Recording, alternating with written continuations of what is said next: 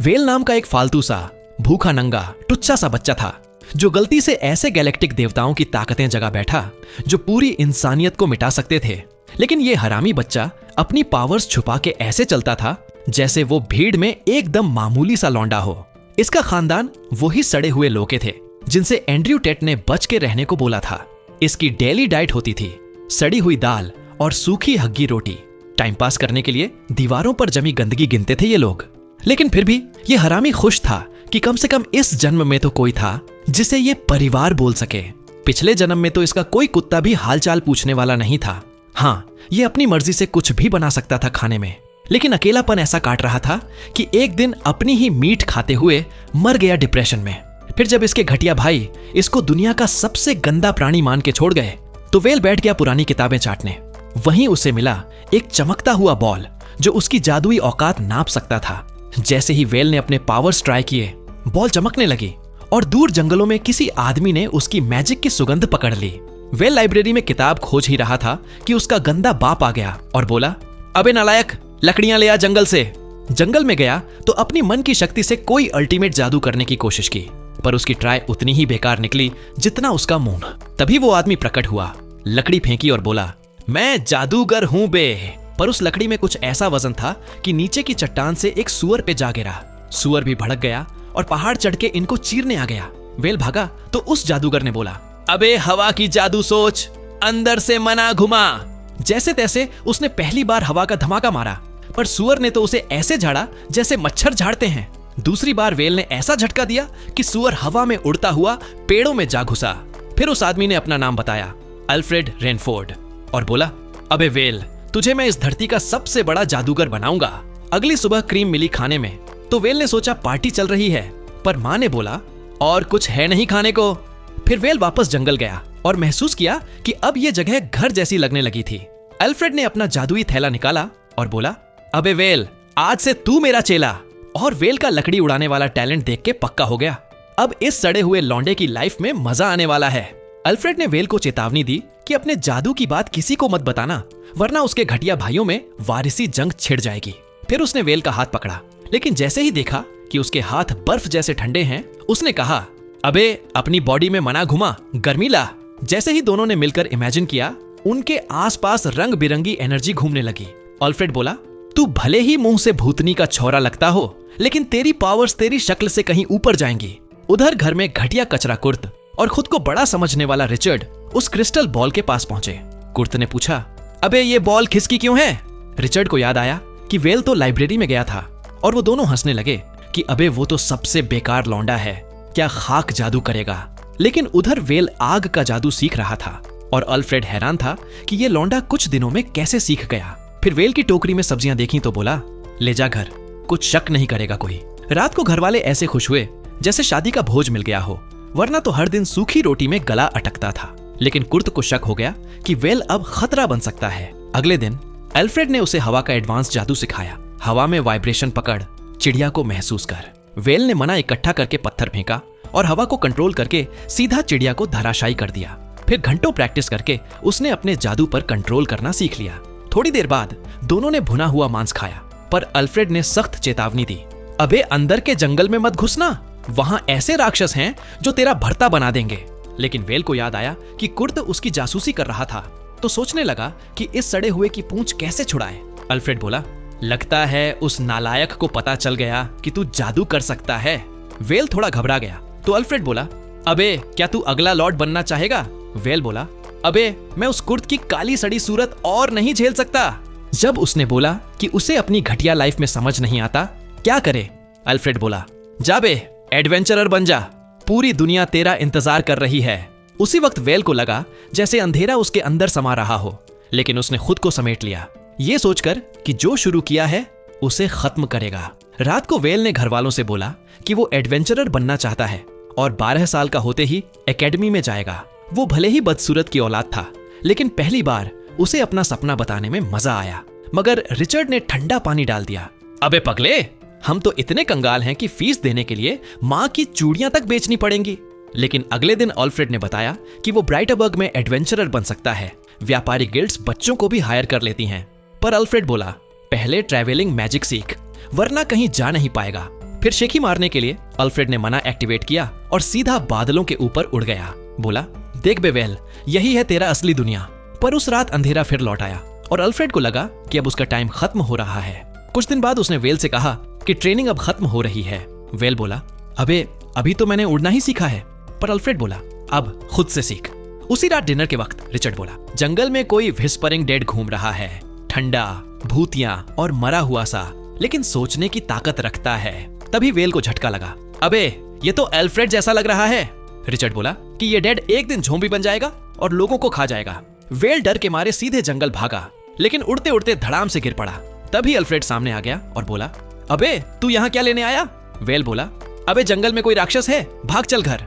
लेकिन जब उसकी बकवास फिर नाकाम हुई, अल्फ्रेड बोला, सुन बे, मैं ही हूँ वो व्हिस्परिंग डेड। वेल बोला, अबे क्या बकवास कर रहा है?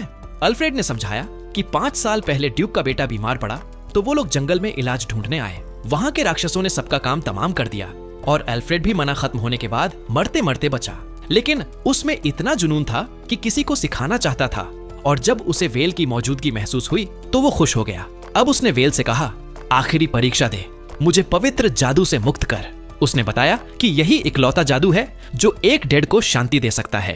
फिर उसने अपनी बॉडी में फैलता अंधेरा दिखाया और बोला, अब मैं खुद को कंट्रोल नहीं कर पाऊंगा। फिर उसने सिखाया कैसे अपनी लाइफ फोर्स को मना से कॉपी करना है। लेकिन जैसे ही वेल ने अपनी शक्ति छोड़ी, अंधेरे ने अल्फ्रेड को दबोच लिया। वेल डर गया कि कहीं उसका मास्टर ही मिट ना जाए। तो अल्फ्रेड बोला, अबे सब कुछ याद कर जो तूने सीखा है। यादों की झड़ी लग गई और अल्फ्रेड ने कहा, अबे मुझे इस नरक से आजाद कर। वेल ने रोते हुए कहा, थैंक यू मास्टर। और जैसे ही अल्फ्रेड ने अपनी आखिरी सांस में कहा, बेस्ट बन, स्मार्ट बन, वेल ने ठान लिया अब वो अपने मास्टर के लिए कुछ करके दिखाएगा। कुछ साल बाद वेल ने राजधानी की तरफ रुख किया, पीठ पर थैला, दिल में सपना और पीछे घर वालों को हाथ हिलाकर बाएं बोलता हुआ। उसे पता था अब उसकी जिंदगी पूरी तरह से बदलने वाली है। जैसे ही वो एकेडमी पहुंचा, सारे लौंडे लपाड़े स्टूडेंट्स अपना नाम बता रहे थे।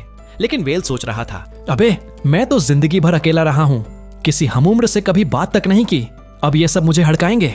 लेकिन जब टीचर ने कहा, अबे तू भी खड़ा हो और अपना नाम बता, तो वेल ने हिम्मत करके हर शब्द में जोश भर दिया।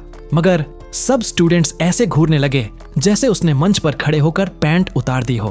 वेल को समझ आ गया, अबे मेरी तो पर्सनैलिटी भी मेरी सड़ी शक्ल से ज्यादा बेकार है।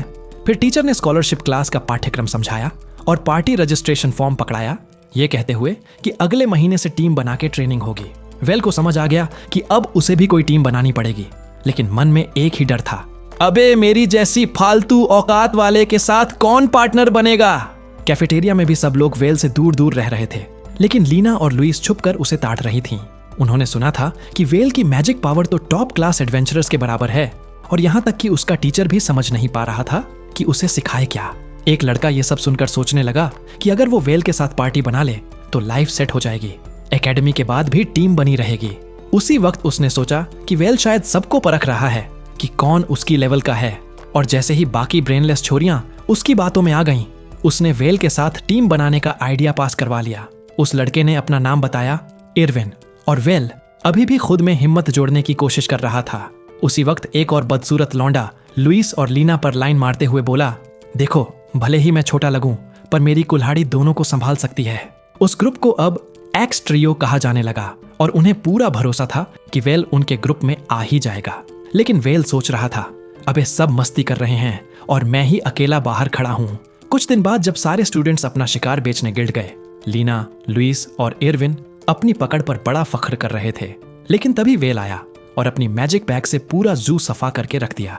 इतने जानवर निकाल दिए कि सबके होश उड़ गए। एक नीले बालों वाला वॉनबी निंजा तो वहीं मान गया कि वेल किसी और ही दुनिया का प्राणी है। बोला, अबे छोड़ो, इसे इम्प्रेस करना तो हमारे बस की बात नहीं। सब धीरे धीरे वहां से खिसक लिए। वेल ने सोचा, चलो सबको एक साथ कुछ खिलाने ले चलता हूं। लेकिन जैसे ही उसने मुंह खोला, देखा अबे सब तो भूत की तरह गायब हो चुके हैं। अगले दिन इरविन, लीना और लुइस जंगल में शिकार की तलाश में गहरे अंदर घुसे। जैसे ही लीना को जानवरों की मौजूदगी महसूस हुई, झाड़ियों से बड़े बड़े खूंखार भेड़िए निकल आए। जैसे ही भेड़ियों ने अटैक किया, लीना और बाकी झुंड ने अपने हथियार निकाल लिए। इधर वेल एक चट्टान से जंगल का जायजा ले रहा था और समझ गया कि उसकी वही फालतू क्लासमेट्स खतरे में हैं। वो बोला, अबे यही मौका है हीरो बनने का और शायद दोस्त भी बन जाएं। उसने उड़ने वाला स्पेल एक्टिवेट किया और सीधा जंगल की ओर उड़ गया। उधर लीना, इरविन और लुइस भेड़ियों से जैसे तैसे लड़ रहे थे, लेकिन जब भेड़िए ज्यादा हो गए तो इरविन ने लुइस को बचाते हुए अपनी ही कंधे की वॉट लगवा ली। उसी वक्त वेल ने ऊपर से बड़े बड़े पत्थरों की बारिश की और सबको भगा दिया। सबने उसे हवा में तैरता देखा तो जैसे सांप सूंघ गया। वापस एकेडमी पहुंचे तो सबने माफी मांगी और इरविन ने कबूल किया कि वो चाहते थे कि वेल उन्हें नोटिस करे। लुइस ने बोला, अबे तू तो हमारी लीग से बाहर है भाई, और पार्टी बनाने का आइडिया वहीं खत्म कर दिया। लेकिन लीना बोली, काश तेरी तलवार एक बार देख पाते। इतने में टीचर अंदर आया और बोला, सबको ड्यूक ऑफ ब्लीटर की गार्डन पार्टी में इनवाइट किया गया है।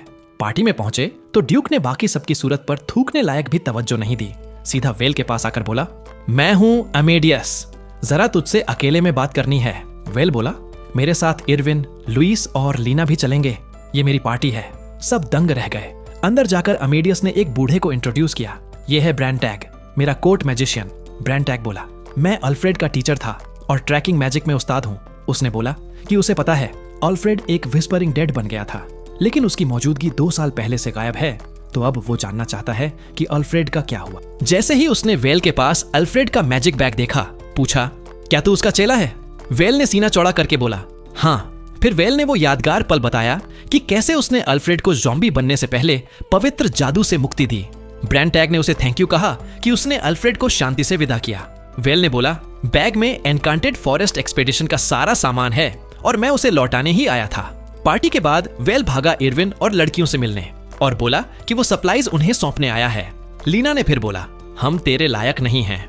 इरविन ने कबूल किया कि वे सब वेल का यूज करके अपनी लाइफ बेहतर करना चाहते थे, लेकिन वेल ने भी पलटवार किया, अबे मैं भी तो तुम्हें यूज कर रहा था, कभी आईने में झांका है?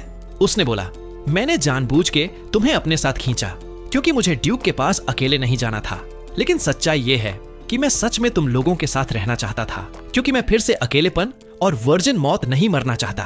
तभी अमेडियस और ब्रैंटैग वहां आ गए। ड्यूक बोला, तेरी इनाम है, सप्लाई लौटाने के बदले सामान के 20% की कीमत मिलेगी, और बोला 8000 गोल्ड कॉइन भेजे जाएंगे। वेल का दिमाग हिल गया, अबे ये तो $100 मिलियन हो गया, चिल्ला के उड़ गया। फिर ब्रैंटैग बोला, और हाँ, अल्फ्रेड की सारी जायदाद भी अब तेरे नाम। कुछ हफ्तों बाद वेल और उसका नया गैंग स्काईशिप से किसी की शादी में जा रहे थे। लुइस ने चमचमाती ड्रेस पहन रखी थी और बोली, अब सारे अमीर नवाब मुझे हायर करने को लाइन में लग जाएंगे। वेल बोला, हाँ हाँ, और तेरे लिए सबसे पहली चीज जो लाएंगे वो होगी माउथ वॉश। जैसे ही वो बकबक करने वाली चालू चलने लगी, सीधा मुंह के बल गिरी, लेकिन देखा कि इरविन की तो और ही फटी पड़ी थी। वो रोता बच्चा बोलने लगा कि हवाई जहाज अब गिरेगा, लेकिन तभी ब्रैंटैग आ गया और बोला कि ये तो जादुई जहाज है, गिरेगा नहीं। लेकिन तभी आसमान में गाढ़े बादल छा गए और सबकी फटके चार हो गई। फिर ब्रैंटैग बोला, बधाई हो बे, अपने आप को ही लपेट लिया, क्योंकि वो ड्रैगन तो भूतिया था और उसे सिर्फ पवित्र जादू से ही निपटा सकते थे। लेकिन ब्रैंटैग तो खुद पवित्र जादू चलाना नहीं जानता था, तो बोला, भाई तू ही कर, अल्फ्रेड होता तो अब तक उड़ा देता इसे। अब बेचारा वेल डरते डरते बोला, मैं नहीं कर सकता। लेकिन बातों में जोश आ गया और चल पड़ा ड्रैगन की ऐसी की तैसी करने। जैसे ही बाहर निकला, ड्रैगन ने धुंध की दीवार मार दी, पेड़ पौधे सब गायब। लेकिन ब्रैंटैग ने शिप के चारों ओर सुरक्षा घेरा डाल रखा था, तो वेल ने हिम्मत दिखाई और अपनी पूरी मना निकालकर ड्रैगन पर दाग दी। पहले तो ड्रैगन ने चबा ही डाला लगभग, लेकिन फिर वेल की जादुई फटकार से हड्डियां तक खड़खड़ा कर गिरने लगी। हड्डियों को समेटकर बोरी में डाला, फिर देखा एक मोटा सा रत्न पड़ा है। सब खुशी से झूम उठे। लेकिन तभी एक मोटे चेहरे वाला बंदा आया, नाम था एरिटियो। बोला, मैं सब देख रहा था बे, तूने बढ़िया उड़ाया ड्रैगन। पता चला ये ब्रैंटैग का पुराना यार है, अब राजधानी का बड़ा व्यापारी बन चुका है। अगले दिन शादी से पहले घूमने निकले, लेकिन ब्रैंटैग तो बच्चों को छोड़कर खुद गायब हो गया, एरिटियो को चूतिया बनाकर। तभी फौज आई। इरविन बोला, अब मेरी फटी किस्मत सबको ले डूबेगी।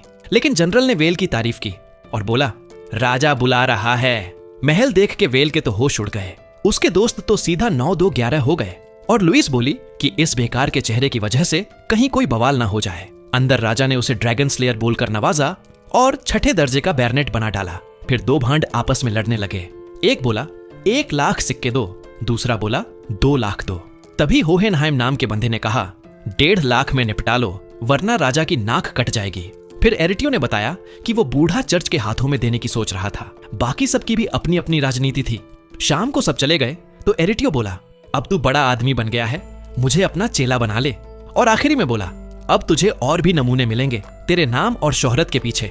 ये है पॉपुलैरिटी का फट्टा साइड इफेक्ट।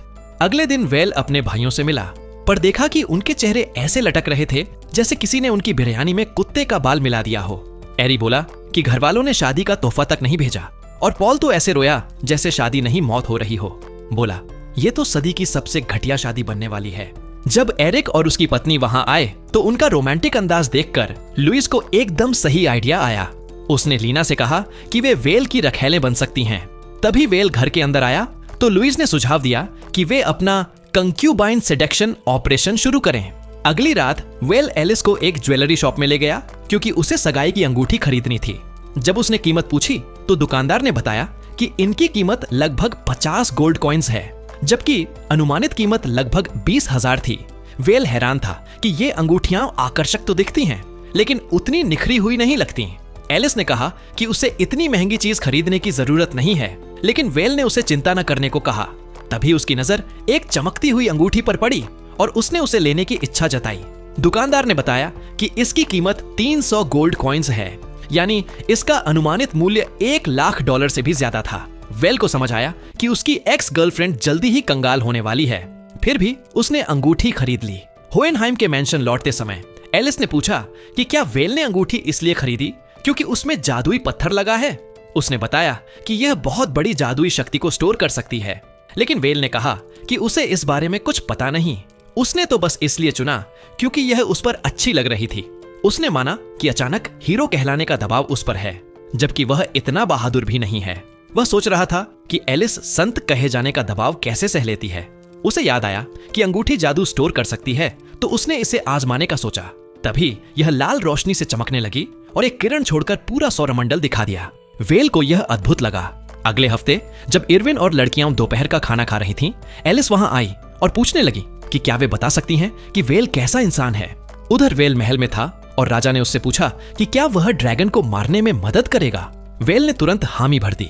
एक नाइट ने मिशन समझाते हुए बताया कि उनका गंतव्य एक प्राचीन ड्रैगन का क्षेत्र है। यह सुनकर ब्रैंडटैग समझ गया कि उनका कर्तव्य ड्रैगन को खत्म करना है। नाइट ने यह भी बताया कि सिर्फ जादूगर ही ड्रैगन की आग वाली सांस का सामना कर सकता है। वेल सोच ही रहा था कि वे सिर्फ 2 लोग मिलकर ड्रैगन का सामना कैसे करेंगे कि तभी ब्रॉक महल में घुस आया। ब्रैंडटैग समझ गया कि वही तीसरा जादूगर है। ब्रॉक ने वेल को पहचान लिया, वही हीरो जिसने बोन ड्रैगन को मारा था। लेकिन जब उसने उसका हाथ मिलाया तो लगभग उसका कंधा तोड़ ही दिया। राजा के सामने झुकते हुए ब्रॉक ने कहा कि वे तुरंत निकलेंगे। तभी उसका शरीर आग जैसी आभा से चमकने लगा। वेल को शक हुआ कि क्या वह सच में जादूगर है या फिर कहीं से खोया हुआ पहलवान। ब्रैंडटैग ने पुष्टि की कि वह दरबार का जादूगर है और उसका नाम आर्मस्ट्रॉन्ग है, लेकिन सब उसे ब्रॉक कहते हैं। जब वे ड्रैगन के क्षेत्र की ओर उड़ रहे थे तो वेल ने देखा कि यह मसल ब्रेन काफी तेज है। ब्रॉक ने बताया कि वे बॉर्डर पर बने मिलिट्री गैरिसन की ओर जा रहे हैं। उसी समय हेनरिक वेल के दोस्तों को बता रहा था कि वेल ड्रैगन मारने गया है। लीना ने पूछा कि क्या वह अकेला गया है, तो हेनरिक ने बताया कि उसने अस्थायी सेना बनाई है। तभी उन्हें गेट के बाहर से किसी हारे हुए की आवाज सुनाई दी। देखा तो वही भाला लेकर बेवकूफ लौटा था। लुइस ने सोचा कि शायद वे वेल की सेना का हिस्सा होंगे। हेनरिक ने कहा कि हाँ, और इरविन को अस्थायी तौर पर कमांडर बनाया गया है जब तक वेल वापस नहीं आ जाता। यह सुनकर इरविन घबरा गया और बोला कि वह कमांड नहीं कर सकता। लीना ने उसे हिम्मत रखने को कहा और लुइस ने ताना मारते हुए कहा कि वैसे भी किसी को उससे उम्मीद नहीं है। फिर भी अगले दिन इरविन ने सबको लड़ाई में ले जाने में कामयाबी पाई। दूसरी ओर जब सूरज निकल ही रहा था, ब्रैंडटैग, वेल और ब्रॉक ड्रैगन की गुफा तक पहुंच गए। जैसे ही ब्रॉक ने लड़ाई का ऐलान किया, ड्रैगन बाहर आ गया। उसकी दहाड़ सुनकर वेल डर के मारे चिल्ला उठा, लेकिन ब्रॉक ने जादुई कवच का मंत्र पढ़ा और अपनी ताकत को बढ़ा लिया। वह पूरी आर्मर पहनकर ड्रैगन पर झपटा और उसके सिर पर वार कर दिया। वेल ने देखा कि उसका मंत्र जादुई शक्ति को भौतिक रूप में बदल देता है। ब्रैंडटैग ने समझाया कि इसकी रक्षा शक्ति जादुई ढाल से भी ज्यादा है। ब्रॉक ने ड्रैगन को जमीन पर पटक दिया। वेल ने अपनी मना शक्ति इकट्ठा करनी शुरू की, लेकिन ब्रैंडटैग ने कहा कि ब्रॉक जल्द ही अपनी जादुई शक्ति से खाली हो जाएगा। फिर भी ब्रॉक ने ड्रैगन को दोबारा पटक दिया और वेल से कहा कि अब इसे खत्म करो। वेल ने अपनी सारी मना शक्ति छोड़ दी और ड्रैगन को परास्त कर दिया। उसके मारे जाने के बाद ब्रैंडटैग ने वेल से कहा कि उसका शरीर इकट्ठा करे। वेल ने उसे अपने जादुई थैले में समा लिया। ब्रैंडटैग ने बताया कि ड्रैगन के अंग बेचकर वह बहुत बड़ी दौलत कमा सकता है। उसी समय लुइस और लीना एक हीलर को अपनी टीम में शामिल करने को लेकर उत्साहित थीं। और भले ही लीना को जलन हो रही थी कि वह उनके पसंदीदा लड़के के पीछे न हो। उसने माना कि इरविन के साथ सहयोग में वह बहुत उपयोगी साबित होगी। वेल ने खुलासा किया कि वह मार्शल आर्ट टूर्नामेंट पर ध्यान देगा क्योंकि वह खुद को शर्मिंदा होने से बचाना चाहता था, जबकि इरविन ने घोषणा की कि वह टूर्नामेंट जीत कर दिखाएगा। अगले दिन सुबह सुबह ही उसने मैराथन दौड़ शुरू कर दी, लेकिन लड़कियां पहले ही थक चुकी थीं और वेल बमुश्किल गति बनाए रख सका। पुलअप्स में इरविन ने सभी को पीछे छोड़ दिया और फिर हथियार अभ्यास में वेल की तलवार चलाने की कोशिश एक बीमार और बेढंगे अंदाज जैसी लगी, जबकि इरविन रात तक बिना रुके अभ्यास करता रहा। वेल तो पहले ही सो चुका था, लेकिन बाकी लोग सुबह तक मेहनत करते रहे। सुबह इरविन ने देखा कि उसका हाथ घायल हो गया है। उसी दिन लंच के दौरान वेल ने बताया कि पिछले 2 बार का विजेता वॉरेन इस बार भी भाग ले रहा है, जिससे सब लोग स्तब्ध रह गए। रात में इरविन ने वेल से पूछा कि अगर वह टूर्नामेंट नहीं जीत सका तो क्या उसे पार्टी से निकाल दिया जाएगा, लेकिन जब देखा कि वेल तो सो रहा है तो उसने उसे जगाने की कोशिश की। तभी वेल ने बताया कि वह एलिस का इंतजार कर रहा था, जो खुद को बेकार समझती थी और टीम में शामिल होने से डर रही थी। यह सुनकर इरविन को एहसास हुआ कि वह अकेला नहीं है जिसे डर लगता है, और उसने फिर से ठान लिया कि वह टूर्नामेंट जीतेगा। टूर्नामेंट वाले दिन ब्रैंडन ब्रॉक वीआईपी सेक्शन में बैठा था और लड़कियां वार्म अप कर रही थीं। तभी एलिस लंच लेकर आई। वेल को पता चला कि उसका मुकाबला वॉरेन से है, पिछले 2 बार का विजेता, और उसकी किस्मत बुरी निकली। लड़ाई शुरू होते ही वॉरेन ने उसके पेट पर प्रहार किया और उसे बेहोश कर दिया। इसके बाद इरविन ने अपने विरोधी को हराकर सरेंडर करने पर मजबूर कर दिया। पहली लड़की ने भी अपना राउंड जीत लिया, लेकिन सेमीफाइनल में हार गई। लीना का मुकाबला एक भाले वाले लड़के से हुआ, जिसने उसे वेल की टीम का सदस्य पहचान लिया और उसे प्रभावित करने की कोशिश में उसकी भाला छीनकर उसे हरा दिया। जब लीना वापस आई तो उसने देखा कि वेल सो रहा है, और एलिस ने बताया कि उसने रात भर सोया नहीं और सबके लिए लंच तैयार करता रहा। इरविन ने अपना अंतिम प्रारंभिक मुकाबला जीत लिया, लेकिन उसका हाथ दर्द करने लगा।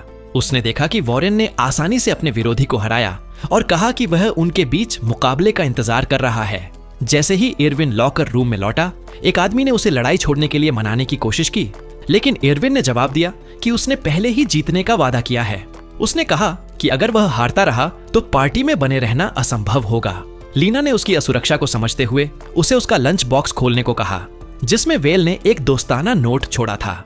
इससे प्रेरित होकर इरविन लड़ने के लिए निकल पड़ा। कुछ साल बाद वेल के गांव में कर्ट के परिवार ने उसके फार्म पर आकर रहने का फैसला किया। तभी कर्ट की पत्नी ने बताया कि कोई वेल के बारे में बात करने आया है। वेल का नाम सुनते ही कर्ट गुस्से में आ गया, लेकिन जब वह घर लौटा तो उस आगंतुक ने उसे एक चिट्ठी दी। कर्ट ने सोचा कि यह कुछ खास नहीं है और चिट्ठी अपनी पत्नी को दे दी। जब उसकी पत्नी ने उसे पढ़ा तो उसने बताया कि वेल कुछ दिन पहले प्राचीन खंडहरों की खोज करते हुए मारा गया, लेकिन वास्तव में वेल अभी भी शहर में जीवित था और सोच रहा था कि जैसे जैसे वह बड़ा हो रहा है, अब बस कुछ ही समय बाकी है जब उसकी कहानी में भी प्लॉट आएगा। उसी समय उसकी पार्टी के बाकी सदस्य यह सोचकर उत्साहित थे कि वे अब असली एडवेंचरर्स बन गए हैं। लेकिन जैसे ही वे अपनी आजादी का जश्न मनाने लगे, ब्रैंटैग वहां आया और बताया कि उन्हें एक अनिवार्य मिशन पर प्राचीन खंडहरों की जांच के लिए भेजा गया है। राजा का आदेश है और इसे टालना संभव नहीं। अगले दिन खंडहरों पर पहुंचकर ब्रैनैग ने उन्हें बताया कि कई एडवेंचरर्स यहाँ लापता हो चुके हैं और गिल्ड को इस जगह के खतरों का एहसास हुआ है। जब एलिस ने सोचा कि यहाँ एकमात्र असली खतरा शायद कोई ड्रैगन होगा, ब्रैंटैग ने मजाक में कहा कि चूंकि इन बेवकूफों ने अपनी पार्टी का नाम ड्रैगन बस्टर्स रखा था, इसलिए ये स्वाभाविक है कि अब कोई ड्रैगन इन पर हमला करेगा। तभी वेल ने देखा कि उसकी पूरी पार्टी उसके पीछे एक कतार में खड़ी है।